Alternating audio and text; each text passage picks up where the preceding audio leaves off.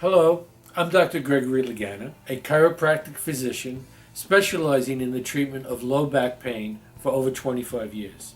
Did you know that chiropractic was discovered in America and is as American as apple pie? It is. It was founded by Dr. D.D. Palmer, a magnetic healer, in 1885.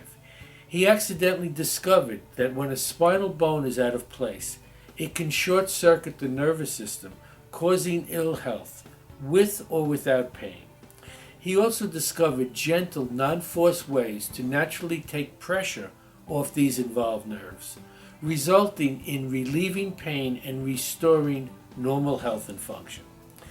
Today, chiropractors are licensed physicians receiving the same basic education as medical doctors, with the main difference being chiropractors focus on spinal health and function. Although chiropractors treat many different physical disorders, they are mostly visited and known for their success in the treatment of low back pain and low back related leg pain. If you are suffering from back pain or low back related leg pain, call and ask for a no-charge consultation with me.